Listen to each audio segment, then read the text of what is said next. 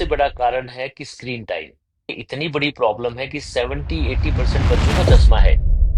Sir एक case आपका मैंने पढ़ा था जिसमें आपने फादर की आंख के टिश्यूज को बच्चे की आंख में ट्रांसप्लांट किया था। तो डाई करने से वो एक्सीडेंट हो गया और दोनों आंख में एसिड चल के आंख उनकी खराब हो गई। तो उसका तरीका निकाला कि हम आपकी आंख को ही एक लेबोरेटरी की तरह यूज करके उसी में स्टेम सेल्स को ग्रो करें। अब जो होगा देखा जाएगा भगवान की वजह से। फिर हमने एक बोस्टन टाइप 1 कैरोप्रोस्टेसिस किया, जो कि हम चेंज करें तो ये चश्मे का नंबर कम हो सकता है या हट सकता है या बिल्कुल ना लगे। तो इसी तरह से हम bio engineer liquid corneal successfully ले आते हैं।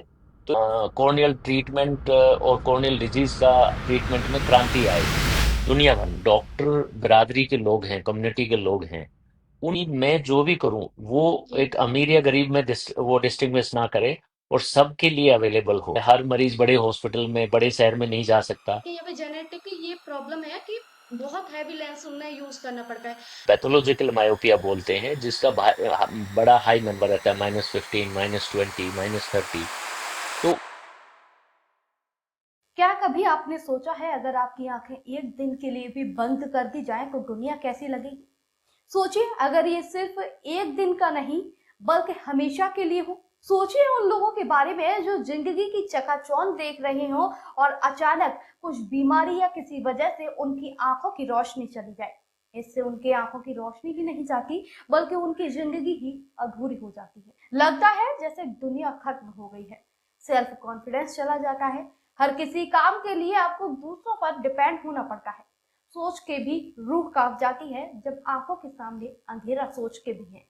तो सोचिए उन लोगों को कैसा लगता होगा जो कल दुनिया को देख रहे थे, रंगीन जिंदगी जी रहे थे, कॉन्फिडेंस के, सेल्फ डिपेंड थे। आज उनकी जिंदगी में हमेशा के लिए काला रंग भर गया। ऐसे लोगों के लिए जो एक आविष्कार के रूप में या फिर कह सकते हैं भगवान का दूत बन के आते हैं, वो कुछ ऐसे डॉक्टर्स होते हैं जो लोगों को आंखों की रोशनी देते हैं। ऐसे ही डॉक्टर आज हमारे साथ हैं, डॉक्टर वीरेंद्र सांगवाल जी। सबसे पहले सर आपका हमारे चैनल में बहुत बहुत स्वागत है सर। धन्यवाद सृष्टि, मैं बहुत खुश हूँ आपके साथ जुड़ के। जी सर। आज हमारे साथ जो डॉक्टर मौजूद हैं, आपको बता दूँ वीरेंद्र सांगवाल जी हैं और इन्होंने अपनी मेहनत और जज़्बे से लोगों को आँखों की रोशनी दी है, उन लोगों को दी है जो किसी न किसी वजह से, किसी हालात में या फिर कोई उनके सामने ऐसी सिचुएशन आ गई, इसकी वजह से उनकी आँखों की रोशनी छिन गई। तो हरियाणा के छोटे से गाँव मंडोला से शुरू हुआ डॉक्टर साहब का ये सफ़र और एक अंतर्राष्ट्रीय मंच पर, एक बड़े पायदान पर ये काम कर रहे हैं और जो ये एक मिशन चला रहे हैं कि लोगों को रोशनी मिले कैसे भी करके। आपने जिस जिस तरह के ऑपरेशंस किए हैं, वो वाक़ई काबिले तारीफ़ है डॉक्टर साहब। और जिन्हें ये लगता था कि उनकी आँखों की रोशनी अब उन्हें कभी नहीं मिल पाएगी, जो हम चकाचौंध देखते हैं, वो कभी नहीं देख पाएँगे, उन लोगों के लिए आपने बहुत काम किया है। तो मैं ज़्यादा ब्रीफ नहीं दूँगी, आपने जो अनबॉर्न आपकी बुक पब्लिश हुई है, जो उसके बारे में थोड़ा-सा दर्शकों को बताऊँगी कि डॉक्टर साहब की जो ये बुक है, उसमें स्टेम सेल के बारे में जिस तरह से बताया गया है, ये उनकी बायोग्राफी है, राज रोशन पुजारी जी के द्वारा ये लिखी गई है। तो इसमें बहुत सारे ऐसे स्टोरीज़ हैं, जो इन्होंने लाइफ में लोग नहीं सोच सकते थे, वो करके दिखाया। तो बिना देरी के मैं ऐसे शुरू करती हूँ। सबसे पहला सवाल सर आपसे पूछूँगी, हरियाणा के एक छोटे से गाँव मंडोला से आपका सफ़र शुरू हुआ। 6 साल की उम्र में जिस बच्चे ने अपनी माँ को ये बोला था कि एक दिन मैं बड़ा डॉक्टर बन के दिखाऊँगा और आँखों की इलाज में दुनिया भर में आपने कमाल किया। ये सफ़र कहाँ से शुरू हुआ? जैसे कि आपने बताया सृष्टि जी, मैं एक बहुत ही छोटे से गांव में एक बहुत सामान्य जो कृषि परिवार होता है उससे आता हूँ। और अब जैसे हम बच्चे गांव में रहते थे उस टाइम पे इंग्लिश भी हमें नहीं बोलनी या पढ़नी नहीं आती थी, और गांव में तो देखो एबीसी भी 5th स्टैंडर्ड के बाद सिखाते हैं। जी। तो मैं तो एक ऐसे सिचुएशन में था कि उस टाइम डॉक्टर बनने के बारे में सोचना कि कैसे होगा मालूम ही नहीं था। लेकिन मुझे लगता है जो आप डिक्लेयर करते हैं या आप जो सोचते हैं एज ए चाइल्ड, वो आपकी कहीं ना कहीं दिमाग में बैठ जाता है और पूरी कायनात उसमें जुट जाती है आपको हासिल करवाने में। मैं इस उसमें बहुत विश्वास रखता हूँ कि जो आप सच्चे दिल से चाहते हैं वो जरूर होता है आपकी आपकी लाइफ टाइम में। जी सर। जैसे सर किडनी का ट्रांसप्लांट हमने सुना है, हार्ट का ट्रांसप्लांट सुना है। आपने स्टेम सेल ट्रांसप्लांट का मतलब ये सक्सेस किया और इसमें आप 76 टाइम फेलियर आपको सामना करना पड़ा कि काबिलियत आपको मिलेगी या नहीं। ये एक स्टोरी कैसे डेवलप हुई और इसके पीछे की पूरी कहानी क्या है? मैं समझाता हूँ आपको। जी, देखिए, मैं 1999 में, 1998 99 में हार्वर्ड से पढ़ के वापस मैं, हैदराबाद आ गया था। एक संस्था है वहां पे, एलवी प्रसाद आई इंस्टीट्यूट। और वहां पे मैं ऐसे बहुत मरीज देख रहा था जिनका जो आते थे और हम उनका कुछ कर नहीं पाते थे। जी, जी, लेकिन मेरा भाग्यवश ये था कि मैं ऐसी एक टेक्निक के बारे में पढ़ के आया था कि स्टेम सेल ट्रांसप्लांटेशन हो सकता है। और एक किसी साइंटिस्ट ने कहीं दूसरे कंट्री से पब्लिश किया था। तो मैंने कहा कि यार, ये ट्रीटमेंट हम अपने यहाँ ट्राई क्यों नहीं कर सकते। तो वो क्वेश्चन पूछा और उसका आंसर ढूंढने ढूंढते हुए हमने ये एक स्टेम सेल ट्रीटमेंट ऐसा डेवलप कर दिया कि जो कि आज 2000 से भी ज्यादा लोग उसको सफलतापूर्वक प्राप्त कर चुके हैं। और वो टेक्निक ऐसी थी कि हम आपकी ही आंख से एक छोटा सा स्टेम सेल का हिस्सा लेते हैं, उनको जी, लैब में बड़ा करते थे। फिर उसको हम 2 हफ्ते के बाद पेशेंट की आंख में ट्रांसप्लांट करते थे जो डैमेज थी एसिड या केमिकल बर्न की वजह से। फिर हमने लगा कि देखिए, ये तो टेक्निक काफी एक्सपेंसिव है, हर मरीज बड़े हॉस्पिटल में बड़े शहर में नहीं जा सकता। तो उसका तरीका निकाला कि हम आपकी आंख को ही एक लेबोरेटरी की तरह यूज करके उसी में स्टेम सेल्स को ग्रो करें। आपकी सेल्स, आपका ही सिस्टम और जी, भगवान की दी हुई जो कुदरत की दी हुई जो शरीर है, उसी को यूज करें। तो उसको, उस टेक्निक को हम बोलते हैं slate, simple limbal epithelial transplant. जी। तो अब वो ये टेक्निक दुनिया के बहुत देशों में और भारत के बड़े चारों कोनों में प्रैक्टिस की जा रही है। और वो एक स्टेम सेल टेक्निक है। जी, सर इसका जो ट्रीटमेंट है काफ़ी महँगा होगा, तो जो गरीब तबके के लोग हैं, उनके लिए ये कैसे काम करेगा? देखिए, मेरा एक सपना और एक ऐसा संकल्प रहा है कि मैं जो भी करूं वो जी, एक अमीर या गरीब में वो डिस्टिंग्विश ना करे और सबके लिए अवेलेबल हो। तो जो जिस संस्था में मैं अभी काम कर रहा हूँ उसको doctor Shroff charity eye hospital बोलते हैं, दरियागंज में। ये एक जी, 100 साल पुराना हॉस्पिटल है। उससे पहले मैं एलवी प्रसाद आई इंस्टीट्यूट हैदराबाद में काम करता था।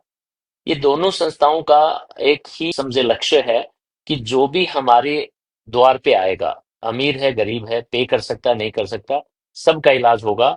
पैसा है नहीं है कोई फर्क नहीं पड़ता। तो जी सर। मुझे हम तो ऐसे प्रैक्टिस करते हैं। बट मुझे लगता है काफी डॉक्टर्स, आई डॉक्टर्स हैं अभी भी इंडिया में और बाहर भी, जो हुँ। ये इस चीज को ध्यान में रखते हैं। अगर अफोर्ड नहीं कर सकते तो वो उसके उनकी मदद करते हैं। जी, ये बहुत अच्छी बात है क्योंकि बहुत आजकल मतलब ऐसा है कि अच्छे लेवल के लोग हैं, वो करा सकते हैं इलाज, लेकिन जो गरीब तबके के हैं, उनकी कोई नहीं सोचता। आप बहुत ग्रेट हैं जो इस तरह की आपने सोच भी रखी है। सर एक केस आपका मैंने पढ़ा था जिसमें आपने फादर की आँख के टिश्यूज़ को बच्चे की आँख में ट्रांसप्लांट किया था कुछ। ये पूरी स्टोरी क्या है अगर आप हमारे दर्शकों को बताना चाहें? देखिए, ये तो हम अभी भी करते हैं। जी, तो क्या होता है कि अगर आपकी दोनों आंख डैमेज हो गई हैं एलर्जी से या इंजरी से, या तो उसमें आपके शरीर में आंखों का कोई हिस्सा बचा नहीं जहां से हम स्टेम सेल ले सकते हैं। तो उस केस में हम अपनी आपकी माँ बाप बहन भाई जी। से किसी से लेते हैं जो आपसे ब्लड रिलेशन में है। अ, क्योंकि उससे रिजेक्शन होने का चांस कम है। जी, तो उसमें वैसे ही एक छोटा सा टुकड़ा लेते हैं और वो 1/2 मिलीमीटर का होता है। और उतने ही से सफिशिएंट सेल्स निकल जाती हैं जो कि अपनी पूरी आंख का आउटर कवरिंग है उसको बना देती हैं। हाँ, उनको जैसे किडनी और लीवर ट्रांसप्लांट के लिए दवाइयाँ चाहिए रिजेक्शन को रोकने के लिए, वैसी दवाइयाँ इसमें भी खानी पड़ती हैं। But okay. वो काम करता है। उसको लिम्बल एलो ट्रांसप्लांटेशन बोलते हैं। ठीक है। सर आपने आप जो है आर्टिफ़िशियल कार्नियक भी एक डेवलप करने की सोच रहे हैं, जो आपका प्रोसेस जो चल रहा है लेकिन ह्यूमन पे अभी शायद कर रहे हैं। हाँ, सक्सेस नहीं हुआ है, एनिमल्स पे हो चुका है, ऐसा है? हाँ, वो एनिमल पे सक्सेस है, लेकिन ह्यूमन में अभी हमने ट्राई नहीं किया है ओह! क्योंकि उसको ट्राई करने के लिए जी, हमें अपनी गवर्नमेंट की एक संस्था होती है, डीसीजीआई, या अमेरिका में एफडीए है, उन जी, लोगों की परमिशन लेनी होती है। और उसके लिए हमें कुछ डेटा और सब चीजें हमने शोध क्या किया है वो सबमिट करना होता है। उसके बाद वो परमिशन देते हैं। तो अभी वो प्रक्रिया जारी है, अभी हमने इंसान में ट्राई किया ही नहीं है। जी, सर ये कैसे भविष्य में क्रांति ला सकता है? क्योंकि ये एक बहुत मतलब बड़े लेवल का एक अचीवमेंट हो जाएगी भारत के लिए भी और आप तो खासकर हैं और आपकी टीम के लिए बहुत बड़ी सक्सेस होगी। हाँ, मुझे लगता है कि देखिए जैसे स्टेम सेल वाला ट्रीटमेंट है ना, जी, उसने क्या किया कि अगर मान लीजिए जो हम बिगनिंग में जो सेल्स को ग्रो करके ट्रांसप्लांट करते थे, उस टेक्निक में लगभग खर्चा 4-5 लाख रुपए होता था। और उसको जब हमने सिलेक्ट कर दिया, आंख के अंदर ही ग्रो करने का तरीका निकाल दिया, तो वही सेम सर्जरी 15-20 हजार में हो सकती है। तो इसी तरह से हम bio engineer liquid corneal successfully ले आते हैं। तो एक ऐसी टेक्निक होगी, एक ऐसा प्रोडक्ट होगा जो made in India for the world होगा। हमने उसका पूरा रिसर्च इंडिया में हुआ, उसकी पूरी टेक्नोलॉजी और उसके पेटेंट हमारे पास, हमारी जो स्टार्टअप है पेंडोरम उनके साथ पास है। और ये सक्सेसफुल हो जाता है तो ये समझ लीजिए कि कॉर्नियल ट्रीटमेंट और कॉर्नियल डिजीज का ट्रीटमेंट में क्रांति आएगी दुनिया भर में, क्योंकि अभी वेटिंग पीरियड बहुत है। जी, जी, आपको पहले से शुभकामनाएँ, हम उम्मीद करते हैं सक्सेस हो जाएँ जल्दी। Thank you. सर, हाल ही में एक कार्निया में होल का अगर ऐसा सीन किसी की इंजरी होती है या कुछ भी होती है समस्या, तो उसे कैसे वो ठीक करा सकते हैं? उन लोगों को किस डॉक्टर से अपॉइंटमेंट लेना चाहिए? फिर क्या उसका पूरा प्रोसीक्यूशन रहता है? उसका देखिए अगर कॉर्निया में छेद है या कॉर्निया पतला हो गया है, तो उनको, उनके लिए सबसे ठीक यही रहेगा कि वो कॉर्निया स्पेशलिस्ट के पास ही जाएं, कॉर्निया स्पेशलिस्ट को दिखाएं। हमारे पास टेक्निक है कि उसको बचाया जा सकता है। जी। और वो बायो इंजीनियर्ड कॉर्निया ऐसी स्थिति में और भी बहुत बढ़िया काम करेगा जब अपने पास अवेलेबल हो जाएगा। जी। सर, स्लेट सेल जो तकनीक है उसने आँखों के इलाज को कैसे बदल दिया और ये क्या है? लोगों की आँखों में इससे कैसे फ़ायदा मिल सकता है? स्लेट जैसे मैंने पहले बताया, it is simple limbal epithelial transplantation.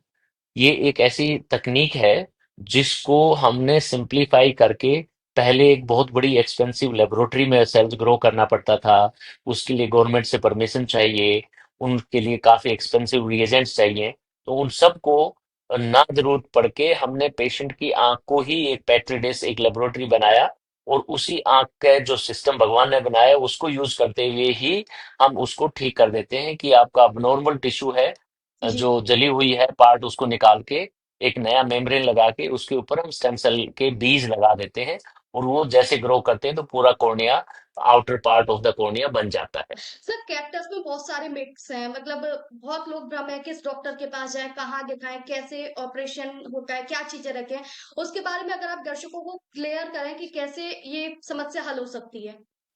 देखिए उसका तो एक ही है कि आपको जब भी कोई आप बड़े शहर में हैं तो ज्यादा बड़ी समस्या नहीं है, क्योंकि जी, बड़े शहर में कॉर्निया स्पेशलिस्ट भी रहते हैं, आई डॉक्टर्स भी रहते हैं। लेकिन समस्या जब आती है आप छोटे शहर में हैं या गांव में हैं, तो वहां पे ये विशेषज्ञ नहीं मिलते हैं आपको। जी। तो आप जब भी जाते हैं दिखाने, अगर वो छोटे शहर में भी हैं, तो उनसे ये पूछें, डरे नहीं। ये हुँ, पूछें कि हमारा आपके पास इलाज हो सकता है कि नहीं। अगर नहीं तो आप कहाँ पे हमें जाना चाहिए, इसका इलाज हमारा कहाँ ठीक हो सकता है। तो उनको टाइमली रेफरल भी हो जाए कि अच्छी जगह पर जाके आप इलाज करा लीजिए, और वो डॉक्टर हेल्प कर देता है।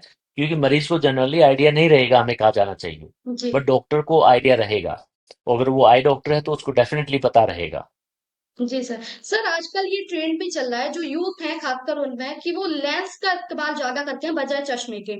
तो लेंस लगाने से बहुत लोग ये बोलते हैं कि कोई प्रॉब्लम भी अंदर हो सकती है। अगर लेंस लगाना है तो वो ठीक है या फिर कोई हम बीमारी को न्योता दे रहे हैं?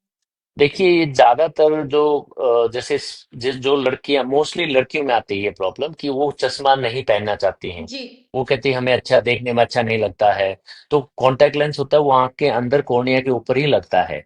जी, और जब वो करते हैं, अगर आप एहतियात बरतते हैं, आप साफ सफाई रखते हैं, उसको पहन के सोते नहीं हैं, तो कोई दिक्कत नहीं आएगी।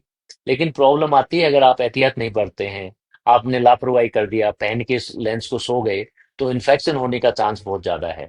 कई बार क्या करते हैं यंग गर्ल्स, कॉलेज वाले स्पेशल, कि देखो मुझे एक आंख का कलर चेंज करना है, जी, जी, मुझे हेजल कलर चाहिए, ग्रीन कलर चाहिए, तो उस कलर कॉन्टेक्ट लेंस आते हैं और वो आपस में चेंज कर लेते हैं।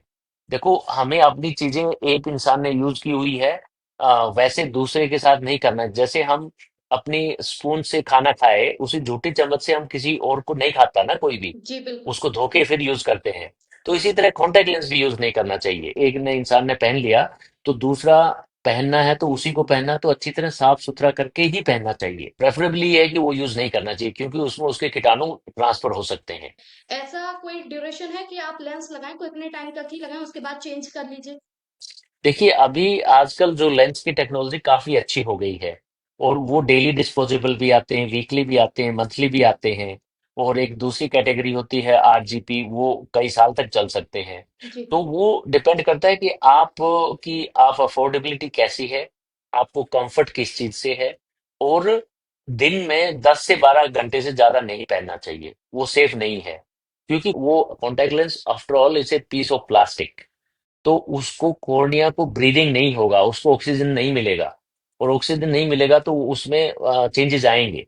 जितने लंबे समय तक पहनोगे, तो उसमें चेंजेस आएंगे, और वो आपको नुकसानदायक रहेंगे फ्यूचर में। सर, डेली रूटीन के लिए अगर हम आँखों की केयर करने की सोचें, जैसे खान-पान की चीज़ें ले लीजिए या फिर एक्सरसाइज़, तो वो क्या अपनानी चाहिए जो हमारी आँखें रोज़ जो ज़्यादा टाइम स्क्रीन पर बिताते हैं, उन्हें थोड़ा-सा रिलीफ मिले? देखिए, उसके लिए सबसे बेस्ट तो ये है कि एक तो आप अपना नियमित रूप से सोने का और उठने का टाइम फिक्स करें। जी। स्पेशली यंग जनरेशन, वो बहुत लेट सोते हैं, लेट उठते हैं। तो उससे एक नियम नहीं बनता है। दूसरा, स्क्रीन टाइम को थोड़ा लिमिट करें। कि जरूरी नहीं है कि आपका, इवन अगर आपका काम भी है, तो आप स्क्रीन पे टाइम लगाते हैं, 2 घंटा 2 घंटा, तो 2-3 मिनट आपको आंखों को आराम दीजिए। और बंद करना खोलना, ब्लिंकिंग एक्सरसाइज कीजिए। जी। तीसरा, आप खाने पीने में एक बैलेंस डाइट का ध्यान रखें। आपको सब्जी, फल, फ्रूट, दूध, दही, सब चीजें खानी चाहिए। अगर आप जंक फूड खाते रहेंगे, तो आपका प्रॉपर पोषण नहीं हो सकता है, और वो आंखों का भी उसका असर आएगा। जी। गाजर सबसे ज़्यादा फ़ायदेमंद बताते हैं आँखों के लिए। गाजर का यही है कि उसमें विटामिन ए की क्वांटिटी अच्छी होती है, वो खानी चाहिए। ग्रीन लीफी वेजिटेबल खानी चाहिए।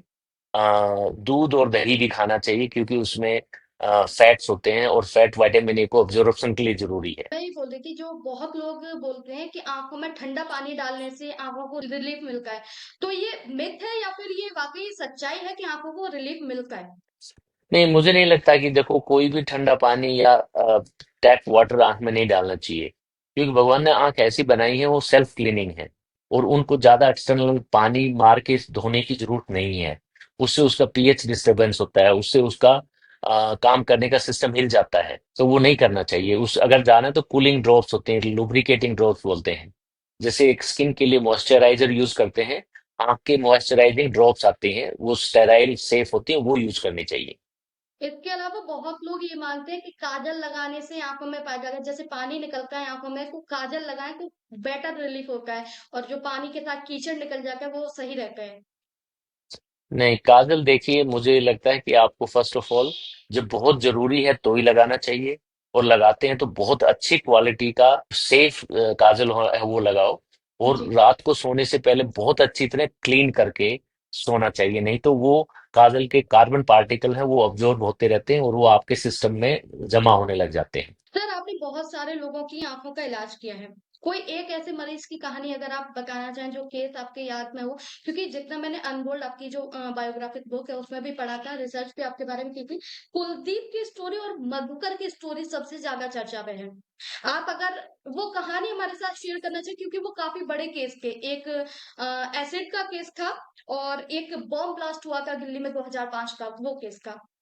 हाँ, मधुकर मोहिते, उनका मैं बताता हूँ। जी। उनको मैं 99 में, वो एक छोटा सा अपना बिजनेस चलाते थे, जो गारमेंट को डाई करते हैं। जी।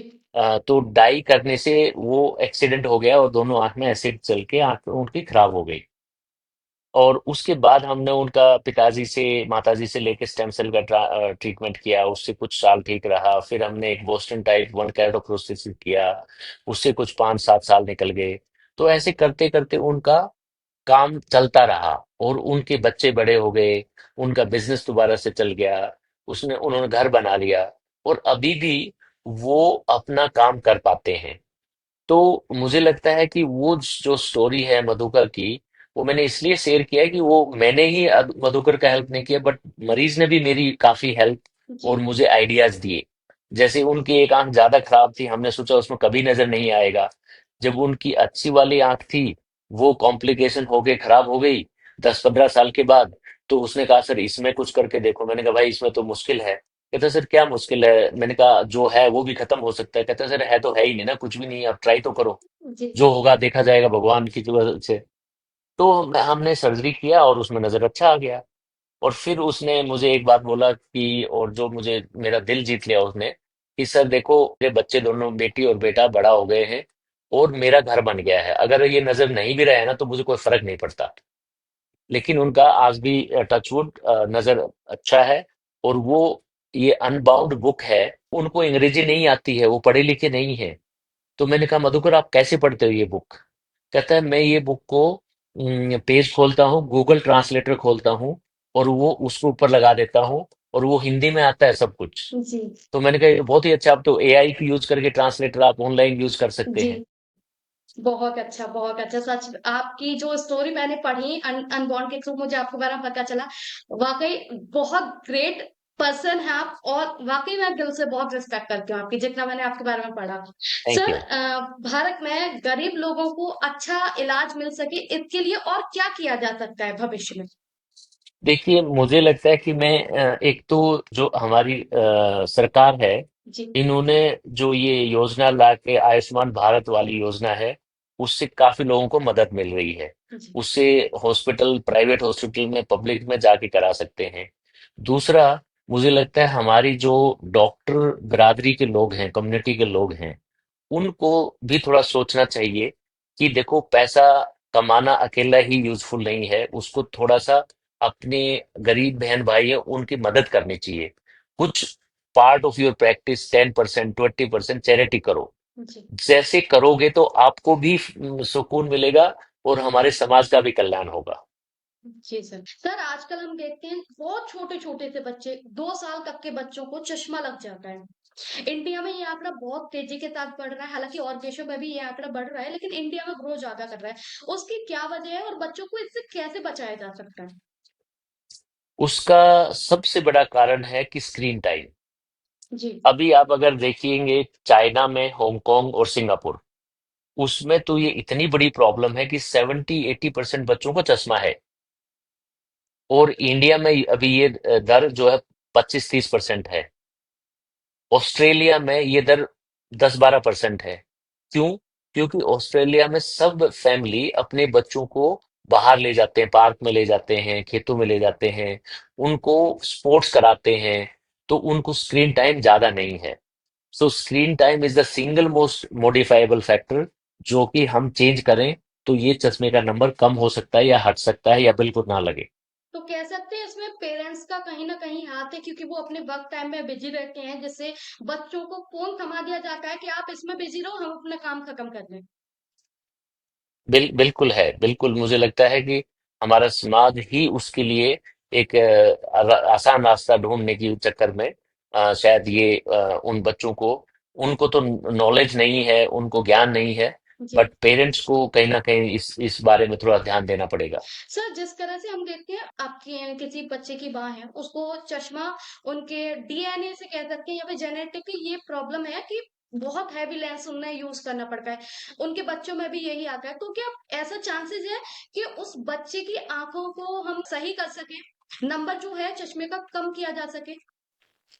हाँ वो किया जा सकता है, लेकिन कुछ वेरी स्मॉल परसेंट जिनको हम पैथोलॉजिकल मायोपिया बोलते हैं, जिसका बड़ा हाई नंबर रहता है, -15, -20, -30, तो उनमें उनमें थोड़ा सा इलाज मतलब कर सकते हैं, बट बहुत अच्छा इलाज फिलहाल नहीं है। उसमें कॉन्टैक्ट लेंस पहन सकते हैं या क्लियर लेंस एक्सटेंशन, बट बहुत बढ़िया तरीका नहीं है, बट फॉर्चुनेटली वो परसेंटेज बहुत कम है। और जो सर्जरीज हैं उनसे उसको मैनेज किया जा सकता है। जी। सर एक मेरे भी रिलेटिव हैं, उनका भी कुछ ऐसा ही केस है। एक 10 साल की बच्ची थी, उसके सर में दर्द होता था। ब्रेन ट्यूमर निकला, डॉक्टर ने ऑपरेशन किया। उन्होंने बोला कि एक ऐसे कोई ना कोई डिज़ीज़ हो सकती है, कोई बड़ी बीमारी हो सकती है, लेकिन उसकी आँखें चली गई उस केस में। जो बोलती हैं आँखों की कोई नस होती है, उसका लिक्विड सूख जाता है। तो क्या वो फिर से देख पाएगी? ऐसा कुछ टेक्निक है हमारे पास अभी? ऐसे में अगर जैसे आप बता रहे हैं उससे मुझे समझ में आ रहा है कि शायद ये एक नर्व होती है जो आंख के पीछे से और ब्रेन में जाती है। जी। और वो ब्रेन देखने वाला जो हिस्सा वो बिल्कुल पीछे के हिस्सा होता है। तो अगर वो नर्व सूख गई है तो उसको वापस रिवाइव करना थोड़ा मुश्किल है, अभी उसके लिए टेक्नोलॉजी नहीं है। Okay, okay. सर, आपने बहुत लोगों को ये टिप्स दिया कि आप आपकी आँखों की केयर कैसे करते हैं, लेकिन आप खुद अपनी आँखों को कैसे बचा के रखते हैं? क्योंकि स्क्रीन टाइम आपका भी रहता होगा कहीं न कहीं और सफ़र आप करते हैं, तो बहुत पॉल्यूशन और इस तरह की चीज़ें होती हैं। तो आप आपकी आँखों की केयर कैसे करते हैं? मैं तो सिंपल दो तीन चीजें, एक तो देखिए मेरा जो रात को सोने का और सुबह उठने का टाइम फिक्स है। जी। नंबर टू, मैं एज फार एज पॉसिबल बाहर का खाना नहीं खाता हूँ। ओनली जब मैं ट्रैवल करता हूँ तो मुझे खाना पड़ता है, अदरवाइज मैं सिटी में हूँ तो बाहर का नहीं खाता हूँ। नंबर तीन, बैलेंस डाइट कोशिश करता हूँ। थ्री, कुछ सप्लीमेंट्स जैसे vitamin A, vitamin D, B complex, वो मैं लेता हूँ स्पेशली। एंड मैं 60 ईयर्स का हूँ तो मुझे डाइट में इतना ज्यादा नहीं हो सकता है। यंग बच्चे जो हैं उनको खाने में सब चीजें पूर्ति हो सकती हैं तो सप्लीमेंटेशन की बहुत ज्यादा जरूरत नहीं है। और उसके अलावा मैं कोशिश करता हूँ कि धूल मिट्टी और ये सब चीजें हैं तो अपने आप को बचा के रखूं और या अपने चश्मे पहन के रखूं। बहुत लोगों की आँखों में इचिंग होती है या फिर रेड हो जाती है आँखें, तो उसके लिए क्या उपाय है? कोई घरेलू उपाय भी अगर हो, तो आप शेयर करना चाहें? हम्म, देखिए ये जो इचिंग वाला है मोस्टली होता है या तो आप बहुत ज्यादा स्क्रीन टाइम है, या आप स्टूडेंट हैं और बहुत ज्यादा पढ़ते हैं, या फिर आप हाउस वाइफ हैं और यू आर अराउंड 45-50, जो मेनोपॉज एज होता है, या फिर आपको इन्वायरमेंटल एलर्जीज हैं। तो हर एक स्थिति का अलग इलाज रहेगा। बट सबसे सिंपल ये है कि आंख का आसपास का एरिया क्लीन रखिए और थोड़ा सा देसी घी या कोकोनट ऑयल का लिड्स की स्किन के ऊपर लगाएंगे तो आपको काफी इचिंग में भी आराम रहेगा और हेल्थ भी अच्छी रहेगी। Okay sir. सर, अनबाउंड किताब में मैंने जो पढ़ा था, तो उसमें लिखा था, उन लोगों की भी आँखें ठीक हुई हैं, जिनकी आँखें दुर्घटना या फिर जन्मजात समस्याओं के कारण काम नहीं कर पाएँगी। इस केस के जो आपके कोई मेमोरेबल केस हो, थोड़ी-सी अगर आप कोई स्टोरी शेयर करना चाहें उस केस के बारे में? देखिए उसमें एक स्टोरी है, एक डॉक्टर साहब ही हैं, वो भी इंजीनियर हैं, उनका नाम आशुतोष रिचारिया है। जी। उनको जन्म से ही एक कॉर्निया का डिस्ट्रॉफी था। डिस्ट्रॉफी का मतलब ये होता है कॉर्निया में कुछ मटेरियल जमा होने लग जाता है। जी। मेटाबॉलिक डिसऑर्डर है वो। जब वो उन्होंने इंजीनियरिंग कर लिया, एमएससी एमटेक कर लिया, तो उनको नजर बहुत कम हो गया। तब 2003 में वो मेरे पास आए थे, तब मैंने उनका कॉर्नियल ट्रांसप्लांट किया, कॉर्निया चेंज किया और अच्छा दिखने लग गया और उसने आगे भी पढ़ाई किया। बट उसको उस टाइम पे समझ में आया कि सर मुझे इस एरिया में ही कॉर्निया को ही समझने के लिए, कॉर्निया की बायोमैकेनिक्स और इंजीनियरिंग समझने के लिए पीएचडी करना है। तो उन्होंने मेरे साथ और एक आईआईटी के प्रोफेसर के साथ पीएचडी किया और वो फिर मेरे ही हॉस्पिटल में, मेरे ही डिपार्टमेंट में फैकल्टी लग गया और बड़े बड़े इक्विपमेंट बनाए। और अब वो एक डिफेंस स्टार्टअप चलाता है जिसमें ये मिसाइल्स होती हैं, जी। ऑप्टिकल सिस्टम है, उनके बड़े बड़े पार्ट्स बना रहे हैं। तो मुझे लगता है कि उनका लाइफ में ये काफी बड़ा चेंज है और उनका चैप्टर 3 में काफी अच्छी तरह जिक्रा गया गया है, जैसे मधुकर का है जी। उसी तरह आशुतोष रिचारिया का पूरा चैप्टर है। जी। सर, आपने खरगोश के अंधेपन पे भी रिसर्च किया है? खरगोश के अंधेपन पे इसलिए करते हैं कि जो नई चीज आप ट्राई करते हो, सर्जरी या मेडिसिन, वो इंसान में नहीं अलाउ करते हैं। पहले पहले खरगोश में परमिशन लेनी होता है, एनिमल एथिक्स कमेटी होता है, उनसे परमिशन लेके फिर आप वो एक्सपेरिमेंट करते हैं। वो अभी भी करते हैं हम खरगोश में। कॉर्निया का सर्जरी, ये लिक्विड कॉर्निया डेवलप कर रहे हैं, उसके में अभी भी करते हैं experiments. Okay sir. Sir unborn किताब में लिखा है उन पलों के बारे में अगर आप थोड़ा-सा कुछ बताना चाहें, क्योंकि आपकी निजी ज़िंदगी और काम पे वो पूरी तरह से निर्भर है। आपकी ज़िंदगी की क्या मुश्किलें रहीं, क्या-क्या चीज़ें रहीं, क्या-क्या आपने परेशानियाँ झेली, आपकी पारिवारिक जो लाइफ़ थी उसमें भी कहीं न कहीं दिक्कतें आई थी। जितना मैंने आपकी किताब में पढ़ा है, तो अगर आप कुछ उसके बारे में बताना चाहें, साथ ही हैदराबाद का केस आप बताएँ? नहीं देखिए, आप जब इतना ज्यादा वो करते हैं तो आप अकेले तो नहीं कर सकते ये सब जी, चीजें। बिल्कुल। और स्वाभाविक है कि जैसे मेरी पत्नी है वंदना सांगवान, तो वो डेंटिस्ट हैं। और जब हमारे छोटे छोटे बच्चे थे तो ये काफी बड़ा चैलेंज था, और उन्होंने जो सपोर्ट किया, क्योंकि वो समझती थी कि ये काम कर रहे हैं बहुत जरूरी है, और साथ में फैमिली को भी संभालना जरूरी है। तो और उनका अपना डेंटिस्ट्री का प्रैक्टिस भी जरूरी है। तो उन्होंने बहुत बड़ा साथ दिया कि वो घर और बच्चों को संभालना, और मेरे को उन्होंने प्रैक्टिकली ये फ्री रखा कि भाई आप जो काम कर रहे हैं उसके ऊपर ध्यान दो, बाकी चीज मैं संभाल लेती हूँ। तो और साथ में दूसरे परिवार गण हैं, पेरेंट्स हैं या पेरेंट्स इन लॉ हैं, वो सब लोग भी आपके साथ जुट जाते हैं जब देखते हैं कि ये इतनी मेहनत कर रहे हैं। तो ये जब भी कोई सफलता मिलती है या वो करती है, आपकी अकेले की नहीं होती है, उसमें पूरा परिवार और सोसाइटी का भी वो मिलता है आपको सपोर्ट। जी सर। सर अनबॉर्न किताब में आपकी ज़िंदगी का कोई ऐसा अध्याय लिखा हो जो आपको सबसे ज़्यादा पसंद हो या आप इंस्पायर हुए हों उससे सबसे ज़्यादा?